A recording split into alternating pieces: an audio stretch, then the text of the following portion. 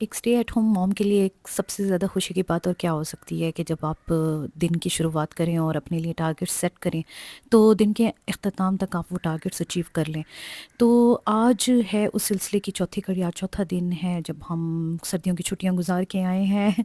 कुछ लोग सोचते होंगे कि पता नहीं इस बात को इतना लंबा क्यों खींचा जा रहा है, कि कुछ लोग तो सेटल डाउन हो जाते हैं या 2 दिनों के बाद। तो मैं ये कहूँ कि मेरा किसी के साथ भी कोई मुकाबला नहीं है, मेरा अपना मुकाबला ख़ुद के ही साथ होता है। मैं अपने लिए टारगेट सेट करती हूँ कि इतने दिनों में इतना काम मैंने कम करना है, इससे ज़्यादा मैं ख़ुद को पैनिक नहीं करती, पैनिक अटैक्स नहीं आते मुझे, और मैं अपनी तसल्ली से अपना काम करती हूँ। तो कपड़ों का लोड जो है अभी आपने देखा ही है, ये कपड़े हैं वो जो हम वहाँ से लेके आए हैं, बाकी जो पहले बास्केट्स में मौजूद थे वो धुल चुके हैं। बाहर लोड पे लोड धुले हैं, वो कुछ हद तक खुश्क हो चुके हैं, आज भी बहुत सारे कपड़े धुले हैं। अब मैं आई हूँ कमरे में अपनी अलमारी सेट करने के लिए, और कैमरे की आँख से जब देखा तो अलमारी का जो दरवाज़ा था अंदर से काफ़ी गंदा था। साथ ही मेरा बेटा जो है वो मेरा साया छोटा-सा साथ-साथ मेरे फिरता रहता है, और ये देखें वो कैमरे को किस तरह से घुमा फिरा रहा है।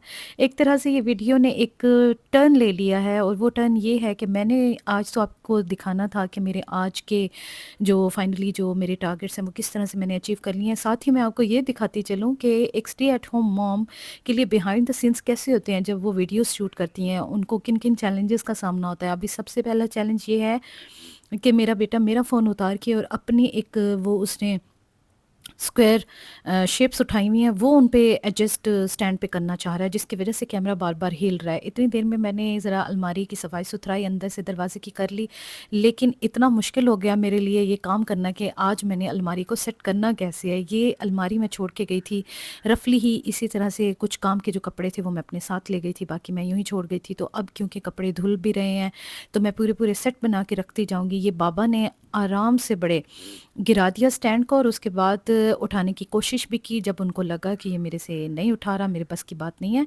डोंट केयर दिल में बोल के, और वो वहाँ से निकल गया। फिर एक और मैंने कोशिश की कि मैं अब कबर्ड को सेट कर लेती हूँ, क्योंकि वो अब दूसरे कमरे में खेल में बिज़ी था। कबर्ड के कुछ इस तरह से हालात थे, ऊपर-नीचे कपड़े हुए हुए हैं। मुझे कपड़ों को रीअरेंज करने की ज़रूरत है। कुछ एक जो बहुत ज़रूरत के कपड़े होते हैं, उनको मैं बिल्कुल सेंटर वाले खाने में रखती हूँ अपनी एक्सेस में, और ऊपर वाले खाने में मैं रखती हूँ कपड़े ऐसे जो मुझे हर वक़्त नहीं चाहिए। और साथ ही मैं मैचिंग्स अपनी रखती हूँ जितने भी स्टॉलर होते हैं। फिर मैंने एक और कोशिश की, मैं आई रूम में, मैंने अभी अपना एक सूट उठाया, उसको तह लगाने की कोशिश की, और ताकि मैं अब कबर्ड को फाइनली सेट कर सकूँ। और साथ ही बाबा मुझे फिर नज़र आ गए, राहे बाबा फिर से रूम में आ गए, और अभी कैमरा हिलता हुआ आपको लगेगा कि ये क्या करने की कोशिश कर रहे हैं। फिर मैंने ये कोशिश ही छोड़ दी थोड़ी देर के लिए, और ये देखें जब जिस तरह ये मेरे छोटे बाबा मॉन्स्टर सोए हैं, उसके बाद ही मुझे तसल्ली हुई कि अब अगर मैं कुछ इस दौरान मैं निपटा सकूँ काम, तो बहुत जल्दी-जल्दी मैं निपटा लेती हूँ अच्छी तरह से। तो ये थे हालात कमरे के, जब वो इसी तरह मुझे छोड़ के ही बाबा को सुलाना पड़ा। नीचे मेरा ट्राइपॉड स्टैंड बिखरा पड़ा है कुछ, और उसके खिलौने बिखरे पड़े हैं, बाकी अलमारी खुली पड़ी है। तो जब वो सोया उसके बाद मैंने कुछ इस तरह से अलमारी को अरेंज किया। एक सेक्शन में मैंने अपने जितने भी स्टॉलर्स हैं उनको मैंने रख लिया, क्योंकि ये किसी भी सूट के साथ के मैचिंग नहीं है, मैंने एक्स्ट्रा लिए होते हैं, ताकि मैं मोस्टली 3 पीसेस के बजाय 2 पीसेस सूट पहनती हूँ, तो ये स्टॉलर किसी भी कपड़ों के साथ चल जाते हैं। तो उनकी तादाद बहुत कम है, क्योंकि मोस्टली कपड़े बाहर धुले हुए हैं, और कुछ एक जो हैं वो अभी भी बैग से निकाल के कबर्ड में लगाने की ज़रूरत है।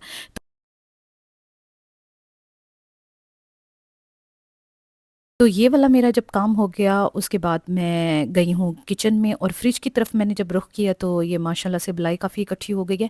इसका ताल्लुक मेरी सर्दियों की छुट्टियाँ या गाँव जाने के साथ बिल्कुल नहीं है। इसका ताल्लुक तो सिर्फ़ ज़रूरत के साथ और स्टॉक के साथ होता है। जैसे ही स्टॉक पूरा हो जाता है बलाई का, और क्वांटिटी में बढ़ जाती है, फिर मैं घी निकाल लेती होती हूँ, और अब मुझे ज़रूरत है भी।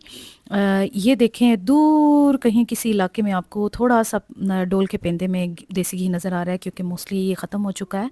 अब मैं बना लूँगी अपने लिए अजवाइन और कलौंजी वाला प्यारा सा खूबसूरत सा देसी घी का पराठा, और इसमें खूब सारा घी मैं लगा लूँगी मज़ेदार सा, और तकरीबन तला हुआ मेरे गोल-गोल पराठा जो है वो आप देख सकते हैं, ये मैं बना लूँगी। उसके बाद मैं अपने आप को ट्रीट करने वाली हूँ, एक अच्छा सा एक रिच सा ऑमलेट मैं बनाऊँगी, क्योंकि आज मेरी खुशी का दिन है। फाइनली मैं अपने सारे जितने भी थे घर वापस आके सेटल डाउन होना सर्दियों की छुट्टियों के बाद, वो मैं आज उसके आखिरी दिन तक पहुंच चुकी हूँ, और आज के दिन में जो है हमने कपड़ों को धोना, अलमारियों को सेट करना रखा हुआ था टारगेट में। और इसके साथ कुछ था मेरा अपना पर्सनल स्किन केयर, उसको कोई बात नहीं है, मैंने थोड़ा-सा रख दिया है स्टे ऑन पे, मतलब इंतज़ार पे मैंने रख दिया। अब मैं बना लूँगी अपने लिए ऑमलेट। ऑमलेट के अंदर मैंने अंडे में डाला है नमक, पिसा हुआ धनिया, हल्की-सी लाल मिर्च और साथ स्लाइस की हुई प्याज़। ऊपर मैं डाल लूँगी क्रश करके कट करके सॉरी हरा धनिया, और साथ ही इसके डाल लूँगी मैं थोड़े से मशरूम्स, ये ऑलरेडी स्लाइस्ड मशरूम्स हैं। फिर मैं डाल लूँगी 2-3 ऑलिव्स, और इतना मज़ेदार, इतना रिच ऑमलेट मेरा बन के तैयार हो जाएगा, जिसको मैं अपने पराठे के साथ एंजॉय करने वाली हूँ। मुझे तो ये खौफ होने लग गया कि कहीं नीचे से जल ही ना जाए, और जब कैमरा के सामने मैं अपना ऑमलेट पलटूँ तो बिल्कुल ही नीचे से काला हुआ वो। ऊपर मैंने हरी मिर्च भी काट के डाल दी है, बड़ी तीखी और बड़ी मज़े की हरी मिर्च थी, और सबसे टॉप पे मैंने हरी मिर्च डाली ताकि जब वो घी के साथ थोड़ी सी फ्राई हो जाएगी ना ऑमलेट के ऊपर, क्या टेस्ट देती है एक फ्राई वाली हरी मिर्च तवे के ऊपर।